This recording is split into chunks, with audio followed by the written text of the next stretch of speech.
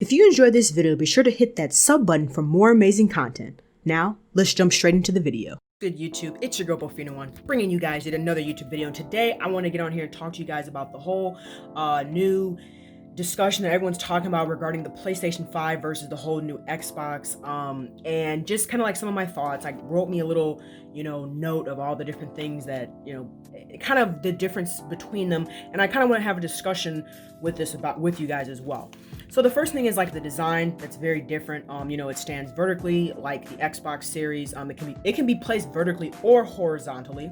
There's gonna be two versions, one with 4K Blu-ray drive and a pure digital version. So one 4K would be like, okay, you have to have a 4K TV, and one you could just have a regular like a regular TV, because that was something that I was a little concerned about, just because I wasn't necessarily super crazy about jumping out and buying a new TV just for a system. Like, because if you think about it, right, let's say the PlayStation 5 ends up being, let's just say $800, $600-$800, because the PlayStation 4, I can't remember what the price is, but it's gonna be probably a little more. So let's just say it'll be like $600 to $800, right?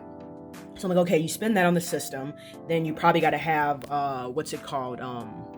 like a year subscription, or a monthly subscription or something. You got to buy games, and then you got to buy a whole new TV. So that's kind of one of the things I was a little, I guess you say, concerned about. So I am kind of happy to know that there's going to be two versions, that you're not necessarily going to be forced to buy one or the other. Like, you're not gonna be forced to buy one, that has 4K, because not everybody can necessarily get a new 4K TV or have the money to afford all of that all at once. USB-A, USB-C parts on the front.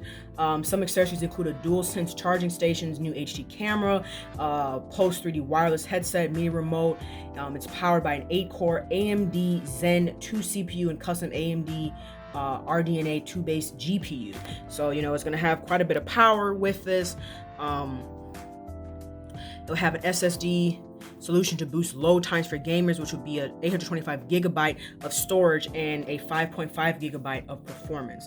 The system will support 8K graphics, 4K graphics at 102 hertz refresh rate. Controllers itself will have some features such as adaptive triggers, haptic feedback, and a new create button that's designed to share gameplay content. So right now, I know, like on the PlayStation 4, you can share gameplay content. You can, edit it and etc. and like share it to like YouTube or like Twitter or Facebook. So I'm not really sure, are they going to add like a new feature in terms of being able to share it, just because like right now you can share on the PlayStation 4. So I don't know what does that entail for, the next set of the next console, the new console that is coming out. And the biggest thing that a lot of people were discussing with the PlayStation 5 is that it's going to have backwards compatibility. So that basically means that you'll be able to play old PlayStation 4 games. They haven't given like exact, like which titles, but it's supposed to be over like 4,000 PlayStation 4 titles, which is pretty good. I think that's amazing, because for those you don't know, when a new console typically drops, that means the console won't have a lot of games. Supposedly, I don't know if this is true, but I know the rumor is going around that there's supposed to be a whole bunch of games on the new PlayStation 5. However, I do know that a lot of times when a new console does come out, there's not necessarily a lot of games that go along with it, and that's part of the reason why so many people end up waiting, because they feel like, why am I going to spend all this money on a new game, and a new console, and it doesn't even have that many games.